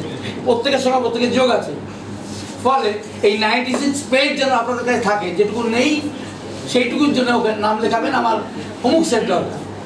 তো আমি বলে দেবো, ও তখন বলবে আপনার যে পার সিট এত করে ফেলে আপনি 100 টাকা জমা দিয়ে নাম লেখান, এবং পাশে লিখতে হবে আপনি কোন কোন সিট চান, গোপালগঞ্জের আগের সিট চান না গোপালগঞ্জের পরের সিট চান। তো বলছিলাম পোস্ট অফিস সিনড্রোমের কথা। এই পোস্ট অফিস তাই তো বলছিলাম বোধহয়। তো পোস্ট অফিস সিনড্রোম আমরা জেনে যাব এই যখনই আমরা ফ্যামিলি হিস্ট্রি জানতে চাইব। কি প্রশ্ন করে জানতে হবে লেখা আছে, আপনার বাবা যখন মারা গেলেন তখন কত বড়, মা যখন মারা গেলেন কত বড়, ইত্যাদি ইত্যাদি জবাব দেবেন। আচ্ছা ঠিক আছে, আপনি এবার বলুন, আপনি যখন বুঝেছিলেন এটা আমার বাবা এটা আমার মা, ধরে নিলাম 5 বছর বয়স, আপনি 5 বছর বয়সে বাবা বা মাকে কি অসুখে ভুগতে দেখেছেন? কেউ হয়তো বললো শ্বাসকষ্ট ছিল, কেউ হয়তো বললো কিছু মানসিক সমস্যা ছিল, কেউ হয়তো বললো গিট ব্যথা ছিল, ইত্যাদি ইত্যাদি। তো যেগুলি দীর্ঘদিন ধরে ভোগাচ্ছে, একমাত্র দেখুন কেন সাহেব, হ্যানিম্যান সাহেব বলেছিলেন সোরা একমাত্র মায়াজম যে মাল্টিভ্যারিয়াস ডিজিজকে তৈরি করতে পারে। With due respect to sir, আমি বলবো স্যার সোরা শরীর মায়াজমের তো প্রধান ভূমিকা, কারণ সোরা না জেগে উঠলে পোস্ট অফিস সিনড্রোমও অ্যাক্টিভ হয় না। যে মানুষটি ছোটবেলা থেকে ভুগছে, ভাবুন আমার শ্বাসকষ্ট ছোটবেলা থেকে, আমার ছেলে আপনাকে এসে বললো আমি আমার বাবাকে দেখি ছোটবেলা থেকে শ্বাসকষ্ট ভুগে। শ্বাসকষ্ট থাকতে পারে, কিন্তু ছোটবেলা থেকে কেন ভুগবে? না না আমার বাবা তো এই তো মরবার 5 বছর আগে হয়েছে, এটা পড়ে না, কিন্তু ছোটবেলা থেকেই দেখছে বাবা শ্বাসকষ্ট ভুগছে। এর পিছনে কিন্তু দায়ী যে সে হচ্ছে পোস্ট অফিস সিনড্রোম। এই পোস্ট অফিস সিনড্রোম ডমিনেন্ট হবে রিসেসিভ অবস্থা থেকে যদি সোরা ডমিনেন্ট থাকে। সোরা রিসেসিভ থাকলে কিন্তু পোস্ট অফিস সিনড্রোম ডমিনেন্ট হতে পারে না, প্রকট হতে পারে না। তাহলে ব্যাপারটা কি দাঁড়ালো? এই স্যাররা যদিও বলেছিলেন সোরাই কাজ করেছে, তো প্রকার অন্তর তাই দাঁড়ালো সোরা রিসেসিভ ছিল, পোস্ট অফিসও রিসেসিভ ছিল, বাকিরাও রিসেসিভ ছিল। সোরা যখন জেগে উঠলো তখন পোস্ট অফিস সিনড্রোম, বাকিরা জেগে উঠলো, কিন্তু এই বাকিদের মধ্যে সব থেকে ক্ষমতাশালী যে তিনি হলেন পোস্ট অফিস সিনড্রোম। এত বড় ক্ষমতা, আর বাকি অ্যাডভান্স ফ্যাক্টরগুলি, বাকি যে 5টা সোনাকে বাদ দিলে বাকি যে 5টা থাকে, এই 5টার মধ্যে সব থেকে ভয়ঙ্কর, সব থেকে খতরনাক, সব থেকে বিপজ্জনক যেটি, সেটি পোস্ট অফিস সিনড্রোম। এইবার পোস্ট অফিস সিনড্রোম বুঝায় কি করে, কখন থেকে বোঝা যায় এই বাচ্চা পোস্ট অফিস সিনড্রোম নিয়ে জন্মেছে? আপনারা আমার লেখা থেকে বুঝবেন importance of early life. Case থেকে গিয়ে আর্লি লাইফের ইম্পর্টেন্সটা কি, আর্লি লাইফ কাকে বলা হয়েছে? আমি আমার ভাষায় লিখেছি আর্লি লাইফ মানে হলো মায়ের প্রেগন্যান্সি পিরিয়ড প্লাস 12 বছর। ঠিক আছে স্যার, তো ভালো কিছু পাওয়া যাচ্ছে না, আমার বয়স হয়ে গেছে, বলতে পারছে না। কত বয়সের বললো না, 15 বছরটা বলেছে। দেখুন যত আপনি 15, 20, 25-এ যাবেন এই সিমটম, এই কথাগুলির গুরুত্ব কমতে থাকবে।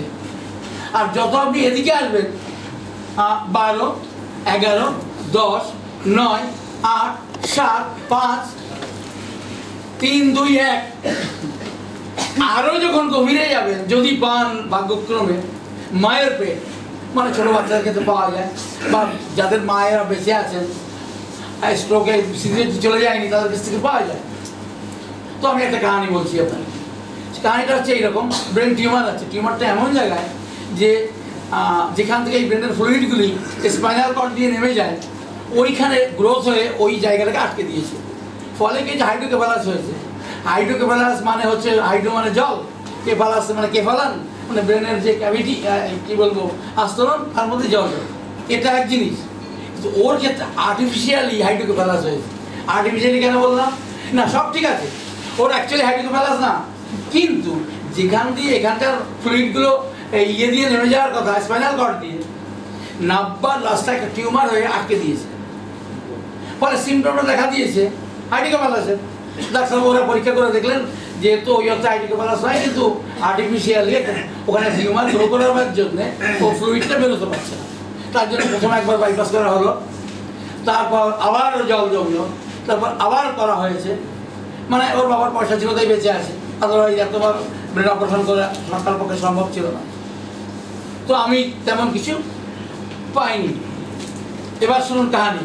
ওর বাবা বলছে স্যার, ও ক্লাস করতে আসে, উনি একজন ডাক্তারবাবু, বলো স্যার আমি ওর ব্যাপারে একটা কথা বলতে চাই। না, এ বলেনি, বোধ স্ত্রী বলেছিল, স্যার আমি তো মরেই যাচ্ছিলাম। কবে? যখন এই প্রথম সন্তান আমার পেটে।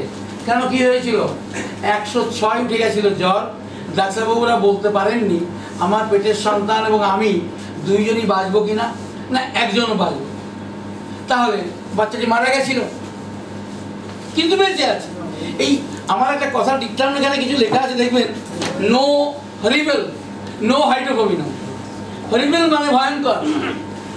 তাহলে ওই বাচ্চাটি যখন মায়ের পেটে 6 মাস, তখন বাচ্চাটি মরে যাওয়ার কথা হয়েছিল। যেহেতু মরে যাওয়ার কথা হয়েছিল, সেহেতু প্যাথোলজিটা হরিবেল প্যাথোলজি, মানে ভয়ঙ্কর প্যাথোলজি। তা হরিবেল প্যাথোলজির জন্য উপরওয়ালা একটাই ওষুধ রেখেছেন, সেটা হাইড্রোফোবিয়া। আমি সকালে একটা কথা বলেছিলাম, পেটের বাচ্চা প্রথমটা আর্জেন্ট পাশে শেষ হয়ে গেছে, এরও যাওয়ার কথা ছিল, কিন্তু ওষুধ খেয়ে রাখা হয়েছে, কারণ এরও মারবার কথা ছিল, এও ভয়ঙ্কর, হাইড্রোফোবিয়া। আমি প্যানক্রিয়াটাইটিসের কথা বলেছিলাম। প্যানক্রিয়াটাইটিস এমনই একটা অবস্থা, ওরা যতবার ব্যথা ওঠে মৃত্যুর ঘর থেকে ফিরে আসে, মনে হয় বাঁচবে না।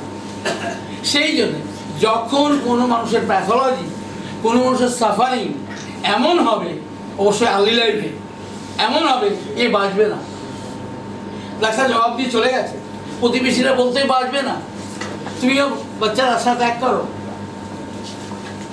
তাহলে আর একটা কাহিনী, সিডিএইচ, কনজেনিটাল ডায়াফ্রাগমেটিক হার্নিয়া। আমি আজ সকালে প্রথমেই বলেছিলাম আমাদের জানতে হবে ম্যান আর ডিজিজকে, পেশেন্ট বাদ। কেন? একটি বাচ্চা সবে সময় মায়ের পেট থেকে বেরিয়েছে, বেরিয়েই মাঝে মধ্যে নীল হয়ে যাচ্ছে। ডাক্তাররা বুঝলেন প্রবলেম আছে, কিন্তু যেখানে বাচ্চাটা ডেলিভারি হয়েছে সেখানকার ডাক্তাররা আইডিয়া করেছিলেন কিছু একটা খারাপ। বললেন ভাই আপনি কলকাতা নিয়ে যান, মানে ওরা হচ্ছে একটা রিমোট, মেদিনীপুর ডিস্ট্রিক্ট রিমোটে থাকে ওরা। তো ওরা সরাসরি, ওরা দেরি করেনি, অ্যাম্বুলেন্স ভাড়া করে অক্সিজেন নিয়ে চলে এসেছে। বিভিন্ন কলেজ ওকে পিং পং বলের মতো খেলছিল, বলছিল এখানে হবে না, ইনফ্রাস্ট্রাকচার নেই। প্লাস বাচ্চা তো জন্মেছি কয়েক ঘন্টা আগে গো, এখন এই বাচ্চার যাই হোক অপারেশন করা তো যাত্রার কাজ নয়, বলে সবাই এড়িয়ে যাচ্ছে। যখন নীলরতন সরকারে ওরাও এড়িয়ে যাচ্ছিল, কিন্তু একসময় ওদের অক্সিজেন ফুরিয়ে গেছে, বাচ্চা একদম নীল হয়ে গেছে, মানে এক্ষুনি মারা যাবে। তো ডাক্তারদের আমার দেশে ভয় আছে, আপনার দেশে আছে কিনা জানি না, যে রুগী মরে যায় ডাক্তারের দোষে মরুক আর যার দোষে মরুক, আগে ডাক্তার মারবে তারপর দেখা যাবে, আগে ফালালত পরে আলত। এই ভয়টা ওদের আছে, ফলে ওরা সঙ্গে সঙ্গে নিতে বাধ্য আছে, এখন তো মারা যাবে বাচ্চা। তো ভর্তি করে নিল, অপারেশন হয়ে গেল, কমপ্লিট অপারেশন। ডাক্তারবাবুরা পেশেন্ট পার্টিকে জানিয়ে দিল, শুনুন আমেরিকার মতো দেশে এই অপারেশন সাকসেসফুল হয় না, ফলে আপনারা খুব বেশি আশা করবেন না। অপারেশন হলো, এরপর প্রতিদিন গার্জিয়ানরা জিজ্ঞেস করে স্যার কি দেখছেন, বলেছি তো কোনো ভবিষ্যৎ নেই এর। এবার 2-1 দিন যেতে বলতে লাগলো, শুনুন এই বাচ্চা বাঁচবে না, আপনারা চলে যেতে পারেন বাচ্চাকে রেখে, ওরা গাড়ায় ফেলে দেবে। চলছে এমন সিডিএইচ, আমি বোধহয় বললাম, বোধহয় কনজেনিটাল ডায়াফ্রাগমেটিক হার্নিয়া, মানে হলো এখানে ডায়াফ্রাম আছে, উপরে আছে হার্ট লাং, নিচে আছে পেটের সব। তো এইখানে একটা ইয়ে হয়ে গেছে, ছিদ্র হয়ে গেছে, সেখানে বেরিয়ে আসছে কনজেনিটাল ডায়াফ্রাগমেটিক হার্নিয়া। তো অপারেশন করে ওটাই ঠিক করেছে, ওটা স্টিচ করে ঠিক করেছে, কিন্তু বলছে যে নিতে পারে না, পৃথিবীতে বাচ্চা বাঁচে না। আমেরিকা তো স্ট্যাটিস্টিক্স নেই, আপনার মন দিয়ে শুনবেন, আমেরিকা তো স্ট্যাটিস্টিক্স নেই, কিন্তু হাইড্রোফোবিয়ামের কাছে আছে। That is the idea, the God-gifted divine idea, the homeopathic science. কি হলো, এবারও বললো, একসময় ওরা ঠিক করলো বাচ্চাকে রেখে দিয়ে চলে গেল, মানে বাঁচবে না যখন ছেড়ে দাও। মাও কনভিন্স হয়ে গেল, এতদিন পর্যন্ত মা কনভিন্সড হয়নি না আমার বাচ্চা বাঁচবে। এরপরে সবাই বলতে লাগলো, মাও কনভিন্সড হয়ে গেল, চলো চলে যাই। স্ত্রী স্বামীকে বলছে চলো চলে যাই, ও আর কিছু হবে না। তখন আমার একটা ছাত্রের সঙ্গে দেখা হলো, এই কেসটা আমার ম্যাগাজিনে বেরোবে এইবার, এবং কোন কোন হসপিটাল কে কি বলেছিল সব কথা, লুকাবার কোনো জায়গা নেই। কি হলো, আমার একটা ছাত্রের সঙ্গে ওই বাচ্চাটার বাবার দেখা হলো, বললো বাচ্চাটা মরেই যাচ্ছে রে, বন্ধু স্থানীয় এরকম কিছু হবে, বা ভাই স্থানীয় এরকম বললো, তুমি মরেই তো যাবে, তাহলে তুমি ওষুধটা নিয়ে যাও। তো সেই সময়টা চলছিল সিএম এর যুগ, হ্যাঁ। তো হাইড্রোমিয়াম সিএম দিয়েছে, কিন্তু বুদ্ধি করে দিয়েছে, যেহেতু ছোটো বাচ্চা একটা 200ও দিয়ে দিয়েছে। তো ও বলেছিল তুমি সিএমটা মায়ের দুধের সঙ্গে দিও, তো দিয়েছে। দেওয়ার পরে কিছু অ্যাডভান্স এফেক্ট শুরু হয়ে গেছে। ডাক্তারবাবুরা বললো এই বাচ্চার হার্টের প্রবলেম আছে। ওটা তো ছিল হার্টের প্রবলেম, কিছু হবে না, হার্টটা একবার দেখতে হবে। তো বলা ছিল, যখনই এটা শুনেছে তখন ওরা ও বলে দিয়েছিল ওকে যে শোনো, যদি খারাপ কিছু হয় 200 খাইয়ে দিই। এবার এই কথা শুনেই হাইট 200 খাইয়ে দিয়েছে। দেওয়ার পরে দেখে ওরা মাঝে মধ্যে অক্সিজেন খুলতো, অক্সিজেন সারাক্ষণ চলতো, সারাক্ষণ জন্মার পর থেকে। তো ওরা কী করতো, মাঝে মধ্যে খুলে দিয়ে দেখতো নীল হয় কি হয় না। এদিনও রুটিনলি খুলেছে, তো দেখছে নীল হয়নি, ওরা অক্সিজেন দেয়নি, আউট অফ কিউরিওসিটি। দেখে না ঠিকই আছে, নীল হচ্ছে না। তারপরে ওকে কী করতো, ওর মাকে বলতো আপনি দুধ গেলে দিন, আমরা বিশেষ প্রসিডিওর মেনটেন করে ওকে খাওয়াবো। আর এদিন বললো আপনার বাচ্চাকে আপনার স্ত্রীর কাছে নিয়ে যান, নিয়ে গিয়ে দুধ দিতে বলুন তো কী হয়। বাচ্চা তো দুধ টেনে খেলো। 3 দিন ওরা অবজারভেশনে রেখে বাচ্চাকে ছেড়ে দিল। যে বাচ্চার মর্গে থাকার কথা ছিল এখন মায়ের পেটে খেলছে আর দুধ খাচ্ছে। Can you imagine? Nobody can imagine, no therapeutic system can imagine, no system. হোমিওপ্যাথির কথা গুলি মারো, কেউ স্বপ্নেও দেখে না। তো হাইড্রোফোবিনাম এমন একটা স্ট্যান্ডার্ড ড্রাগ, যে হাইড্রোফোবিনাম কি, এটা তীব্র বিষ। আপনাদের হাইড্রোফোবিনাম সম্বন্ধে আমি একটু আইডিয়া দিই, হয়তো আপনারা জানেন, তবু বলি, সবাই জানবে না। যখন আমি প্যাথোলজি আমাদের পড়ানো হতো, বলা হয়েছিল হাইড্রোফোবিয়া, কুকুরে কামড়ালেই হাইড্রোফোবিয়া হয় না। কারণ সেই এক কথা, সোরা যদি পিডোমিনিয়ান না হয়, আমাকে যদি পাগলা কুকুর কামড়ে দেয় কিছু হবে না। কিন্তু আপনারা জেনে থাকবেন, কামড়েছিল ছোটবেলায়, মারা গেল বিয়ের দিন। কারণ এতদিন পর্যন্ত সোরা ছিল রিসেসিভ, তাই এই রেবিস ভাইরাস ছিল, চুপ করে রেবিস ভাইরাস ছিল। কিন্তু কি হলো, যেদিন বিয়ে করতে যাচ্ছে, যেভাবেই হোক এর আগে পর্যন্ত সোরা কোনোভাবে ডমিনেন্ট হয়ে জেগে উঠেছে। যেই দিন জেগে উঠেছে রেবিস ভাইরাস, সেদিন জেগে উঠেছে, ব্যাস মারা গেল। এও বলা আছে যে ও রেবিস ভাইরাসকে আটকানো যায় যদি আগে থেকে ভ্যাকসিন দেওয়া হয়। কিন্তু একবার যদি সিমটম ডেভেলপ করে, পৃথিবীর স্ট্যাটিস্টিক্সে কোথাও লেখা নেই ওই রোগী ফিরেছিল। আরও শুনুন, এই রেবিস ভাইরাসে যারা মারা যায়, এরা সজ্ঞানে মারা যায়। এরা বুঝতে পারে আমি মারা যাচ্ছি। আমার কোনো অজানা কারণে আমি ডাক্তারি পড়তে যাওয়ার আগে থেকে এই রেবিস ভাইরাস নিয়ে একটা কিউরিওসিটি ছিল। যখন আমার আইডি হসপিটালে ডিউটি পড়লো ইন্টারনি পিরিয়ডে, আমি ম্যাডামদের সঙ্গে গিয়ে আমার নার্সদের সঙ্গে কথা বলতাম, দিদি একটু বলুন না গো কী করেন, কী করেছিলেন। তো দিদি আমাকে অনেক গল্প শুনেছিলেন, দুটো আমার মনে আছে আপনাকে বলা এই জন্যে, হাইড্রোফোবিনামকে বোঝবার জন্যে। বললেন আমাদের এখানে তো এই সবই ভর্তি হয়। তো এক দিদিমণি এখানেই ডাক্তারি করতেন, মানে উনি ওখানকার স্টাফ ছিলেন, ওনার বাড়ি আগরতলা, মানে ত্রিপুরা। তো উনি ওই ট্রান্সফার নিয়ে ত্রিপুরা চলে গেছেন। একদিন দেখেন ওই দিদিমণি এসেছে, সঙ্গে স্বামী। বললো আচ্ছা দিদি, আপনার বলছেন উনি সব জানেন, তবু জিজ্ঞেস করছেন, মনটা দুর্বল হয়ে গেছে। তো আচ্ছা দিদি, এখানে যারা ভর্তি হয় আর তো ফিরে যায় না, বলুন। এখন দিদি কি বলবে? দিদি বলছেন, নার্স দিদি বলছেন না না ফিরে যায়। আমি বললাম, তারপর দিদি কি করলেন? বললাম হাই ডোজের পার্গেটিভ দিয়ে দিলাম। পার্গেটিভ তো নয়, হ্যাঁ কি জানো, ঘুমের জন্য কি দেয়, সিডেটিভ। হাই ডোজের সিডেটিভ দিয়ে দিলাম, শুয়ে দিলাম। তারপর আমার যা করণীয় তাই করেছিলাম। করণীয় কি জানেন তো, এই মাথাটাকে বেঁধে দেওয়া হয় কটের সঙ্গে, 4 হাত পাকে এরকম করে টেনে বেঁধে দেওয়া হয়। মানে ওনার একসময় জ্ঞান ফিরবে, জ্ঞান ফিরলে উনি যাতে ছটফট করে রক্ত বার করতে না পারে, কারণ এরা পাগলের মতো আচরণ করে রক্তারক্তি হয়ে যায়। তাই এমন করে বেঁধে রাখা হয়, মানুষটি মরবে না কিন্তু ছটফট করতে পারবে না। 4 হাত পা চারদিকে বেঁধে দেবে, মাথাটাকে কটের সঙ্গে বেঁধে দেবে। একদিন চিৎকার করতে করতে ঘুমিয়ে যাবে চিৎকারে। তো আরেকটা কাহিনী বলেছিলেন, ছোট্ট বাচ্চা, আমার খুব কষ্ট হয়, উনি বলছেন, ও বলেছিল দিদি আমার জন্য একটা পুতুল এনো। আমি পুতুল এনেছিলাম, আমি যখন পৌঁছেছিলাম তখন ঘুমিয়ে গেছে। এই ভাইরাস এমন একজনের ভাইরাস, ও একবার যে জেগে ওঠে আর সুযোগ দেয় না, কাউকে দেয় না। তাহলে বুঝে নিন, হাইড্রোফোবিয়া নাম তার জন্যে যেখানে সবাই হাত গুটিয়ে নিয়েছে। এ রুগী মরবে, তোমার বাচ্চা বাঁচবে না, সবাই বলছে। পেশেন্ট পার্টি আপনাকে বললো, স্যার কি করবেন, সবাই বলছে বাঁচবে না, আপনার আমি তো আছি, মানে হাইড্রোফোবিয়া নাম তো আছে, দা হাইড্রোফোবিয়া নাম। এই কাহিনী বলা এই জন্য কি আপনার হাইড্রোফোবিয়াকে নিয়ে ভাবুন, তাদের জন্য ভাবুন। জাহিদ স্যার, আজকে শোনো, এই সাত প্রকারকে লাঞ্চের পরে চলে যাবেন সবাই স্যার। তো সেটা কথা, তার থেকে বড় কথা হলো এই সিট তুমি যোগাযোগ করো তাদের সঙ্গে যারা গোপালগঞ্জ পর্যন্ত অ্যাটেন্ড করেছে। যারা গোপালগঞ্জ অ্যাটেন্ড করেছে ওরা তিনটে জিনিস পাবে, বলেছি কোনটা পাবে, কত পেয়ে যাবে। আর যারা গোপালগঞ্জ অ্যাটেন্ড করেনি তাদের 96 পেজই তাদের জন্য হবে। তুমি 96 পার পেজ কত করে হয়, 96 পেজ দেবে, তারা কত টাকা দেবে, নাম লিখে কত টাকা দেবে। আর যারা গোপালগঞ্জ পর্যন্ত অ্যাটেন্ড করেছে তারা কোন সিট কটা নেবে, মানে আমি বলে দিচ্ছি কত পেজ হবে তাদের জন্য, এটা লিখবে, তারা তাদের দরকার টাকা দিয়ে নাম লিখিয়ে যাবে, তুমি তোমার ইয়েতে কাউন্টারে বসে থাকবে। এখন ওটা দিয়ে সময় নষ্ট করা যাবে না, কেমন? আচ্ছা, তাহলে আমি বলেছি আপনাকে যারা গোপালগঞ্জে অ্যাটেন্ড করেছেন, আমি চট করে দেখে নিই। হ্যাঁ, গোপালগঞ্জে সম্ভবত 28 পৃষ্ঠা ছিল, 28 পৃষ্ঠা ছিল মাইগুল। এই যে এই 28 পৃষ্ঠা বাদ দিয়ে 96 মাইনাস 28 কত হয় রে?